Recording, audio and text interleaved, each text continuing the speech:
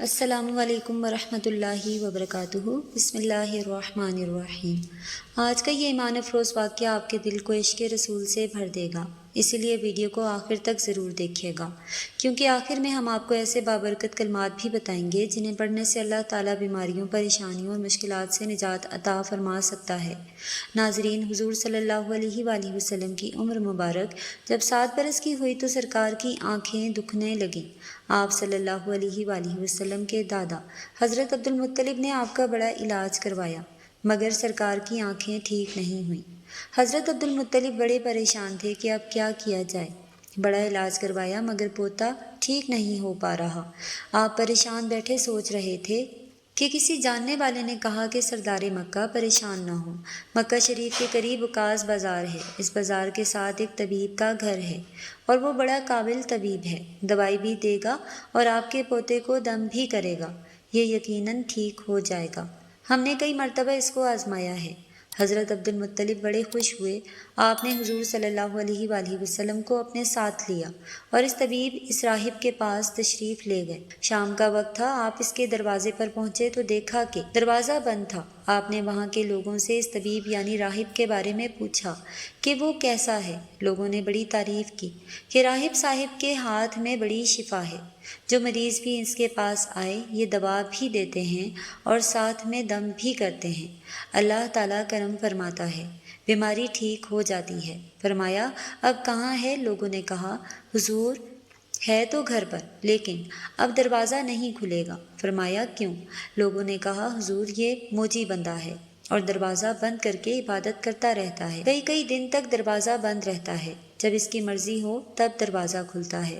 فرمایا کوئی پتہ ہے کہ دروازہ کب کھلے گا؟ لوگوں نے کہا اب تو یہ کھلنا مشکل ہے، کیونکہ آج ہی دروازہ بند ہوا ہے، اب کچھ مہینے یا پھر کچھ سال کے بعد ہی کھلے گا۔ حضرت عبد المطلب بڑے پریشان ہوئے کہ اب کیا کیا جائے اور کیا ہوگا۔ اچانک راہب کے مکان میں زلزلہ آیا، دیواریں ہلنے لگیں، چھت لرزنے لگی۔ قریب تھا کہ اس طبیب، اس راہب کا مکان گر جاتا اور وہ راہب اس مکان کے نیچے دب جاتا، اور وہ فوراً دروازہ کھول کر باہر نکل آیا۔ جب وہ باہر آیا تو اس نے حضرت عبد المطلب کو پہچان لیا کہ یہ مکہ مکرمہ کے سردار ہیں۔ راہب نے کہا کہ سرکار کیسے آنا ہوا ہے؟ حضرت عبد المطلب نے فرمایا کہ یہ میرا پوتا بیمار تھا، آنکھیں ٹھیک نہیں ہو رہی تھی، سنا ہے کہ آپ دوا بھی دیتے ہیں اور دم بھی کرتے ہیں، مہربانی کریں جلدی سے کوئی دوا دیں اور دم بھی کریں تاکہ میرا پوتا ٹھیک ہو جائے۔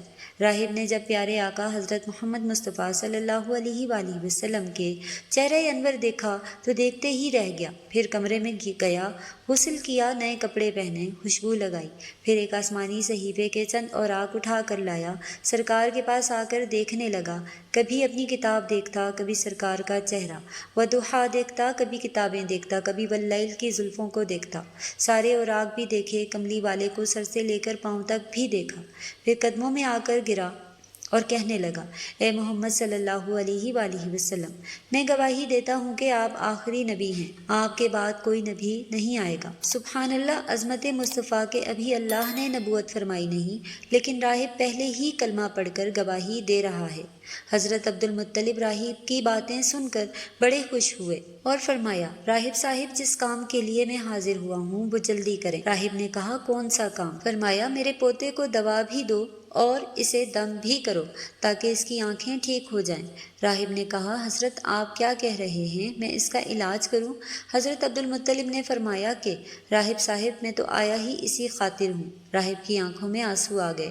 کہا سرکار آپ نے محمد صلی اللہ علیہ وآلہ وسلم کی عظمت کو سمجھا ہی نہیں۔ آپ طبیب کو مریض کے پاس لے کر آئے ہیں، مقدس کو گناہگار کے پاس لے آئے ہیں، شفائے کائنات کو مرض مجسم کے پاس لے آئے ہیں، داتا کو بھکاری کے پاس لے کر آئے ہیں، مختار کو مجبور کے پاس لے کر آئے ہیں، نبی کو امتی کے پاس لے کر آئے ہیں۔ اے عبد المطلب، میں اپنی عبادت خانے میں بیٹھا اللہ تعالیٰ کی عبادت کر رہا تھا، اچانک میرا سارا مکان رسنے لگا، اگر میں باہر نہ آتا تو میں مکان کے نیچے آ کر دب جاتا۔ اے سردار مکہ، تیرا یہ پوتا بڑی شان والا ہے، بڑی عظمت والا ہے، بڑے مقام والا ہے، دیکھ اس کے چہرے سے نور کے فوارے نکل رہے ہیں، کائنات کے یہودی اس کے دشمن ہیں، اس طرح لے کر اس کو نہ پھرا کرو، کہیں کوئی یہودی اس کو تکلیف نہ دے۔ جاؤ اس کو اپنے گھر لے جاؤ۔ حضرت عبد المطلب نے فرمایا کہ راہب صاحب آپ نے میری بڑی رہنمائی فرمائی، شکریہ، لیکن اصل مسئلہ تو اپنی جگہ رہا، جس مقصد کے لیے میں آیا تھا وہ تو حل ہی نہ ہوا۔ تو راہب نے مسکرا کر کہا، اے سردار مکہ، ان کی آنکھوں کا علاج خود انہی کے پاس موجود ہے، انہیں پتہ ہی نہیں۔ فرمایا کہاں ہے علاج؟ راہب نے کہا، اے سردار مکہ، محمد صلی اللہ علیہ وآلہ وسلم کا لعاب شریف نکال کر ان کی آنکھوں میں لگاؤ، یہ بالکل ٹھیک ہو جائیں گے۔ حضرت عبد المطلب نے اسی وقت سرکار کے منہ سے لعاب نکال کر آپ کی آنکھوں میں لگایا تو آپ کی آنکھیں اسی وقت ٹھیک ہو گئیں، جیسے کبھی دکھی ہی نہیں تھی۔ حضرت عبد المطلب بڑے حیران ہوئے، شکریہ ادا کیا، چلنے لگے تو راہب نے کہا، حضور شکریہ آپ کا کہ آپ نے مجھے سرکار صلی اللہ علیہ وآلہ وسلم کی زیارت فرمائی۔ حضرت عبد المطلب نے کہا، آپ کا دم بہت مشہور ہے، سنا ہے آپ جس کو دم کرتے ہیں وہ مریض اسی وقت ٹھیک ہو جاتا ہے۔ وہ دم کیا کرتے ہیں، وہ الفاظ کیا پڑھتے ہیں کہ جن میں اللہ تعالیٰ نے اتنی تاثیر رکھی ہے؟ راہب مسکرا پڑا اور کہا، حضور جب مریض میرے پاس آتے ہیں تو میں اللہ کی بارگاہ میں ہاتھ اٹھا کر کہتا ہوں، یا اللہ تجھے تیرے آخری نبی کی عظمت کی قسم، تجھے اس کے پیارے پیار کا واسطہ، اس کی محبوبیت کا واسطہ اس بیمار کو شفا دے۔ پھر میں مریض پر دم کرتا ہوں، اللہ تعالیٰ بیمار کو شفا دے دیتا ہے۔ ماشاء اللہ، اللہ تبارک و تعالیٰ۔ ناظرین، حضور نبی کریم صلی اللہ علیہ وآلہ وسلم نے اپنی پوری زندگی نہایت سادگی سے گزاری، آپ کی خوراک نہایت سادہ تھی۔ ناظرین، کسی بھی شخص کے اخلاص اور کردار کا مطالعہ کرنا ہو تو اس کی عادات کے ساتھ ساتھ اس کے لباس، اس کی گفتگو سے اندازہ لگایا جا سکتا ہے کہ وہ کس طرح کی زندگی بسر کر رہا ہے۔ نبی کریم صلی اللہ علیہ وآلہ وسلم حکمران ضرور تھے، لیکن اس کے ساتھ ساتھ آپ صلی اللہ علیہ وآلہ وسلم نہایت متواضع تھے۔ آپ کی خوراک اتنی کم اور سادہ تھی کہ حضرت انس رضی اللہ تعالیٰ عنہ بتاتے ہیں کہ نبی کریم صلی اللہ علیہ وآلہ وسلم کے ہاں کبھی گوشت اور روٹی کا کھانا صبح شام 2 وقت میں موجود نہیں تھا، لیکن جب مہمان آتے تو ایسا ممکن ہوتا کہ دونوں وقت کھانا موجود ہوتا۔ مہمانوں کے حوالے سے اللہ کے رسول صلی اللہ علیہ وآلہ وسلم کی تعلیمات کو پڑھ کر آگے بڑھتے ہیں۔ آپ صلی اللہ علیہ وآلہ وسلم نے ارشاد فرمایا کہ جو شخص اللہ اور یوم آخرت پر ایمان رکھتا ہے اسے چاہیے کہ اپنے مہمان کی عزت افزائی کرے۔ اس حدیث سے یہ بھی ثابت ہے آپ صلی اللہ علیہ وآلہ وسلم کا اخلاق معلوم ہوتا ہے۔ آپ صلی اللہ علیہ وآلہ وسلم مہمانوں کی بہت زیادہ عزت کرتے تھے۔ ام المؤمنین حضرت عائشہ صدیقہ رضی اللہ تعالیٰ عنہا فرماتی ہیں، آل محمد صلی اللہ علیہ وآلہ وسلم نے کبھی لگاتار 2 دن جو کی روٹی سیر ہو کر نہیں کھائی، حتیٰ کہ رسول صلی اللہ علیہ وآلہ وسلم وفات پا گئے۔ حضرت عائشہ صدیقہ رضی اللہ تعالیٰ عنہا سے مروی ہے، ایک دوسری روایت میں ہے کہ جب سے آپ صلی اللہ علیہ وآلہ وسلم مدینہ منورہ تشریف لائے، آل محمد نے کبھی مسلسل 3 راتیں گندم کی روٹی سیر ہو کر نہیں کھائی، حتیٰ کہ آپ صلی اللہ علیہ وآلہ وسلم وفات پا گئے۔ حضرت ابن عباس رضی اللہ تعالیٰ عنہ کہتے ہیں کہ رسول صلی اللہ علیہ وآلہ وسلم اور آپ کے اہل خانہ مسلسل کئی راتیں بھوکے سوتے تھے، انہیں رات کا کھانا میسر نہیں ہوتا تھا، ان کی زیادہ تر روٹی جو کی ہوتی تھی۔ حضرت عائشہ صدیقہ رضی اللہ تعالیٰ عنہا فرماتی ہیں، رسول صلی اللہ علیہ وآلہ وسلم میرے پاس تشریف لائے اور پوچھتے ہیں کھانا کھانے کو کچھ ہے؟ میں نے عرض کیا، یا رسول اللہ کوئی چیز نہیں۔ آپ صلی اللہ علیہ وآلہ وسلم ارشاد فرماتے ہیں، تو آج میرا روزہ ہے۔ ایک مرتبہ حضرت عائشہ صدیقہ رضی اللہ تعالیٰ عنہا نے اپنے بھانجے حضرت عروہ بن زبیر رحمۃ اللہ علیہ سے فرمایا، بعض اوقات ہم پر 3 چاند طلوع ہوتے ہیں، یعنی 3 ماہ گزر جاتے ہیں۔ رسول اللہ صلی اللہ علیہ وآلہ وسلم کے گھر چولہا نہ جلتا تھا۔ حضرت عروہ بن زبیر رحمۃ اللہ علیہ بڑے تعجب سے پوچھتے ہیں کہ خالہ جان، پھر آپ لوگ زندہ کیسے رہتے تھے؟ آپ رضی اللہ تعالیٰ عنہ نے جواب دیا، جی بیٹا، ہماری گزر بسر پانی اور کھجوروں پر ہی ہوتی تھی۔ ہاں، اللہ کے رسول صلی اللہ علیہ وآلہ وسلم کے انصار پڑوسی آپ کو دودھ کا تحفہ بھیج دیا کرتے تھے، کیونکہ ان کے پاس دودھ والے جانور بکثرت تھے اور وہ دودھ اللہ کے رسول صلی اللہ علیہ وآلہ وسلم ہمیں بھی پلاتے تھے۔ حضرت ابو بردہ رضی اللہ تعالیٰ عنہ کہتے ہیں کہ ایک مرتبہ حضرت عائشہ صدیقہ رضی اللہ تعالیٰ عنہ کی خدمت میں حاضر ہوا۔ انہوں نے ہمیں ایک موٹا سا تہبند نکال کر دکھایا، یہ کپڑا یمن میں تیار ہوتا تھا۔ پھر انہوں نے ہمیں ایک اوڑھنے والی چادر بھی دکھائی جسے موٹی چادر کہا جاتا ہے۔ دونوں چیزیں دکھانے کے بعد انہوں نے اللہ کی قسم اٹھا کر فرمایا کہ اللہ کے رسول صلی اللہ علیہ وآلہ وسلم نے ان دو کپڑوں میں وفات پائی۔ حضرت عبداللہ ابن مسعود رضی اللہ تعالیٰ عنہ سے روایت ہے، اللہ کے رسول صلی اللہ علیہ وآلہ وسلم ایک چٹائی پر سوار ہو کر اٹھے تو آپ کے پہلوؤں پر چٹائی کے نشانات تھے۔ ہم نے کہا، یا رسول اللہ، کیا ہی بہتر ہو اگر ہم آپ کے لیے ایک نرم سا بستر بنا دیں۔ ناظرین، آپ دیکھتے ہیں نبی صلی اللہ علیہ وآلہ وسلم اس کے جواب میں کیا ارشاد فرماتے ہیں۔ ارشاد ہوا، میرا دنیا سے کیا تعلق؟ دنیا میں میری مثال تو اس مسافر جیسی ہے جو تھوڑی دیر کے لیے کسی درخت کے سائے تلے ٹھہرتا ہے، پھر اسے چھوڑ کر اپنی راہ لیتا ہے۔ اگر ہم رسول اللہ صلی اللہ علیہ وآلہ وسلم کی حیات طیبہ میں نظر ڈالیں تو معلوم ہوتا ہے کہ آپ کی مبارک زندگی ہر پہلوؤں سے سادگی کی تصویر تھی۔ آپ نے نہ صرف اپنی زندگی سادگی سے گزاری بلکہ اپنے صحابہ کی تربیت بھی اسی انداز میں کی۔ حضرت جابر رضی اللہ تعالیٰ عنہ فرماتے ہیں کہ حضور صلی اللہ علیہ وآلہ وسلم بالائی مدینہ سے آتے ہوئے بازار سے گزرے۔ آپ کے ارد گرد بہت سے صحابہ کرام موجود تھے۔ آپ صلی اللہ علیہ وآلہ وسلم ان کے ہمراہ تشریف لے جا رہے تھے کہ راستے میں ایک بکری کا مرا ہوا بچہ پڑا تھا، اس کے کان چھوٹے تھے۔ آپ نے اس مردہ میمنے کے کان پکڑ کر فرمایا، ساتھیو، تم میں سے کون اسے 1 درہم میں لینے میں راضی ہے؟ لوگوں نے عرض کیا، یا رسول اللہ، 1 درہم تو بڑی دور کی بات ہے، ہم تو 1 پیسے میں بھی لینے کے لیے تیار نہیں ہیں، اور ہم اسے لے کر کریں گے بھی کیا؟ پھر ارشاد ہوا، اچھا تو تم یہ مفت میں لینے کے لیے تیار ہو؟ لوگوں نے جواب دیا، عرض کیا، یا رسول اللہ صلی اللہ علیہ وآلہ وسلم، اگر یہ زندہ ہوتا تب بھی یہ عیب دار میں شمار ہو، کیونکہ اس کے کان بہت چھوٹے ہیں، اور یہ تو مرا ہوا ہے۔ مراد یہ کہ اسے مفت میں لینے کے لیے بھی تیار نہیں ہیں۔ آپ دیکھیں کہ اللہ کے رسول صلی اللہ علیہ وآلہ وسلم دنیا کی بے ثباتی اور اس کی کم حیثیت کو کس طرح واضح کرتے ہیں۔ ارشاد ہوا، اللہ کی قسم، اللہ تعالیٰ کے نزدیک دنیا اس مردار سے بھی کم حیثیت رکھتی ہے۔ اور پھر ایک جگہ اپنے ساتھیوں کے سامنے دنیا کی حقیقت اس طرح بیان فرمائی کہ دنیا اللہ کے ہاں مچھر کے پر کے برابر بھی حیثیت رکھتی ہوتی تو وہ کسی کافر کو دنیا میں پانی کا گھونٹ پینے کو نہ دیتا۔ اللہ اکبر۔ ناظرین کرام، ذو الحج کا بابرکت مہینہ ہے اور اللہ کے ہاں 4 احترام والے مہینے میں سے ایک ہے۔ آج کا وظیفہ اس قدر شاندار وظیفہ ہے کہ ماہ ذو الحج کے کسی بھی عشرے میں اگر کوئی شخص نماز فجر کے بعد یہ 3 کلمات پڑھ لے تو انشاءاللہ تعالی اللہ اس کے جسم سے ہر طرح کی بیماری ختم کر دے گا اور پھر موت تک کوئی بیماری بھی لاحق نہیں ہوگی۔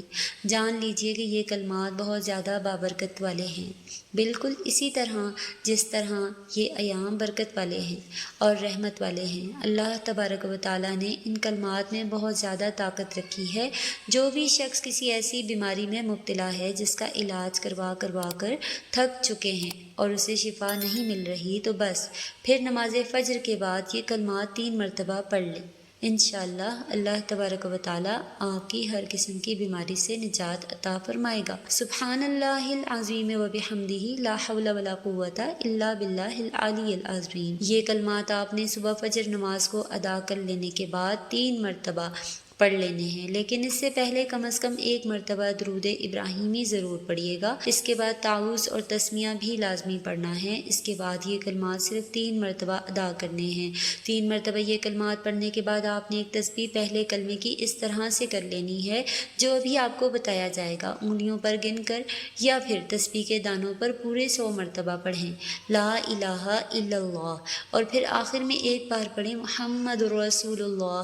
یوں آپ کی ایک تسبیح مکمل ہو جائے گی۔ اس کے بعد آپ نے پھر سے اتنی ہی مرتبہ درود ابراہیم پڑھ لینا ہے جتنی بار آپ نے وظیفے کے آغاز میں پڑھا تھا۔ آپ جو بھی بیماری ہوگی، جو بھی سخت سے سخت پریشانی مشکل ہوگی، انشاءاللہ تعالی اللہ تعالیٰ آپ کی ہر طرح کی لا علاج بیماری اور مشکل کو ان 10 دنوں کے اندر اندر ختم کر دے گا۔ آپ کو ان کلمات کا اثر فوراً دیکھنے کو ملے گا انشاءاللہ۔ بیماری انسان کی زندگی کا ایک ایسا مرحلہ ہے جسے تقریباً ہر اس شخص کو گزرنا پڑتا ہے، کبھی جسمانی بیماری، کبھی ذہنی پریشانی، کبھی روحانی بے سکونی اور کبھی دل کی تکلیف انسان کو آزمائش میں ڈال دیتی ہے۔ اسلام بیماری کو صرف تکلیف نہیں سمجھتا بلکہ اسے اللہ تعالیٰ کی طرف سے آزمائش، گناہوں کی معافی اور درجات کی بلندی اور بندے کی اصلاح کا ذریعہ قرار دیتا ہے۔ جب انسان بیماری میں مبتلا ہوتا ہے تو اسے اپنی کمزوری کا احساس ہوتا ہے، وہ دنیا کی حقیقت کو سمجھتا ہے اور اپنے رب کے قریب ہونے کی کوشش بھی کرتا ہے۔ قرآن و حدیث میں بیماری سے شفا کے لیے بے شمار دعائیں، اذکار اور تعلیمات موجود ہیں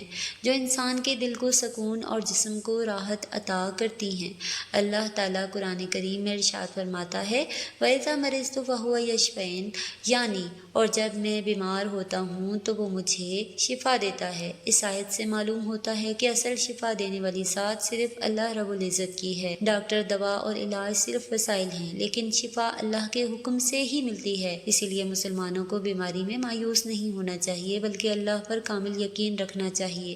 نبی کریم صلی اللہ علیہ وآلہ وسلم نے فرمایا اللہ تعالیٰ نے کوئی بیماری ایسی نہیں اتاری مگر اس کا علاج بھی اتارا ہے۔ اس حدیث سے امید اور حوصلہ اور یقین پیدا ہوتا ہے کہ ہر بیماری کا علاج موجود ہے اور اللہ چاہے انسان مکمل صحت یاب ہو سکتا ہے۔ بیماری کے وقت صبر کرنا بہت بڑی عبادت ہے۔ قرآن مجید میں اللہ تعالیٰ فرماتا ہے ان اللہ مع الصابرین، یعنی بے شک اللہ صبر کرنے والوں کے ساتھ ہے۔ جب بندہ بیماری میں صبر کرتا ہے، نماز پڑھتا ہے، دعا مانگتا ہے اور اللہ سے تعلق مضبوط کرتا ہے، اللہ تعالیٰ اس کی تکلیف کو رحمت میں بدل دیتا ہے۔ حدیث مبارکہ میں آتا ہے کہ مومن کو اگر کانٹا بھی چبھتا ہے تو اللہ تعالیٰ اس کے بدلے گناہ معاف فرما دیتا ہے۔ اسی لیے بیماری صرف سزا نہیں بلکہ بعض اوقات اللہ کی نعمت بھی ہوتی ہے۔ بیماری کے وقت انسان کو سب سے پہلے اللہ کی طرف رجوع کرنا چاہیے۔ دعا مومن کا سب سے بڑا ہتھیار ہے۔ صحابہ کرام رضوان اللہ علیہم اجمعین سورہ فاتحہ پڑھ کر دم کیا کرتے تھے اور اللہ تعالیٰ شفا عطا فرما دیتا تھا۔ قرآن کریم کے بارے میں اللہ تعالیٰ فرماتا ہے یعنی ہم قرآن میں جو چیزیں نازل کرتے ہیں جو مومنوں کے لیے شفا اور رحمت ہیں، اسی لیے قرآن کی تلاوت اور خاص طور پر سورہ فاتحہ، آیت الکرسی، سورہ اخلاص، سورہ فلق اور سورہ ناس پڑھنا بیماری میں بہت مفید ہے۔ نبی صلی اللہ علیہ وآلہ وسلم خود بھی پڑھ کر اپنے اوپر دم فرماتے تھے۔ بیماری کے وقت صدقہ دینا بھی بہت مؤثر عمل ہے۔ حدیث شریف میں آتا ہے اپنے بیماروں کا علاج صدقے کے ذریعے کرو۔ صدقہ اللہ کے غضب کو ٹھنڈا کرتا ہے، بلاؤں کو دور کرتا ہے اور بیماریوں میں راحت کا سبب بنتا ہے۔ اگر کوئی شخص اپنی استطاعت کے مطابق غریبوں کی مدد کرے، کھانا کھلائے یا کسی ضرورت مند کی حاجت پوری کرے تو اللہ تعالیٰ اس کی مشکلات آسان فرما دیتا ہے۔ بیماری میں صبر کے ساتھ ساتھ علاج کروانا بھی سنت۔ بعض لوگ یہ سمجھتے ہیں کہ صرف دعا کافی ہے اور دوا کی ضرورت نہیں، حالانکہ اسلام توازن سکھاتا ہے۔ نبی صلی اللہ علیہ وآلہ وسلم خود بھی علاج کروایا اور دوسروں کو بھی علاج کی ترغیب دی۔ شہد، کلونجی، زمزم اور کھجور جیسی چیزوں کو حدیث میں شفا قرار دیا گیا ہے۔ نبی صلی اللہ علیہ وآلہ وسلم نے فرمایا کلونجی میں موت کے علاوہ ہر بیماری کی شفا ہے۔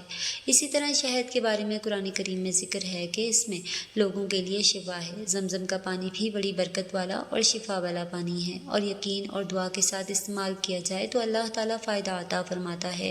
بیماری کے وقت انسان کو نماز کی پابندی کرنی چاہیے کیونکہ نماز دل کو سکون دیتی ہے۔ اللہ تعالیٰ فرماتا ہے ناظرین اگر آپ کے دل میں بھی نبی کریم صلی اللہ علیہ وآلہ وسلم کی محبت موجود ہے تو کمنٹ میں صلی اللہ علیہ وآلہ وسلم ضرور لکھیں اور اس ویڈیو کو اپنے دوستوں اور اہل خانہ کے ساتھ شیئر کریں تاکہ زیادہ سے زیادہ لوگ عشق رسول صلی اللہ علیہ وآلہ وسلم کی یہ ایمان افروز داستان سن سکیں۔ اللہ تعالیٰ ہمیں نبی صلی اللہ علیہ وآلہ وسلم کی سچی محبت نصیب فرمائے، آپ صلی اللہ علیہ وآلہ وسلم کی سنتوں پر عمل کرنے کی توفیق عطا فرمائے اور ہماری تمام جسمانی، روحانی اور ذہنی بیماریوں کو دور فرمائے، ہمارے گھروں میں خیر و برکت عطا فرمائے اور ہمیں دنیا اور آخرت میں کامیابی عطا فرمائے، آمین یا رب العالمین۔ اگر آپ کو ایسی ایمان افروز دل کو چھو لینے والی اسلامی ویڈیوز پسند ہیں تو ہماری چینل کو ضرور سبسکرائب کریں، بیل آئیکن کو ضرور دبائیں تاکہ آئندہ آنے والی ہر ویڈیو سب سے پہلے آپ تک پہنچ سکے۔ شکریہ، اللہ حافظ۔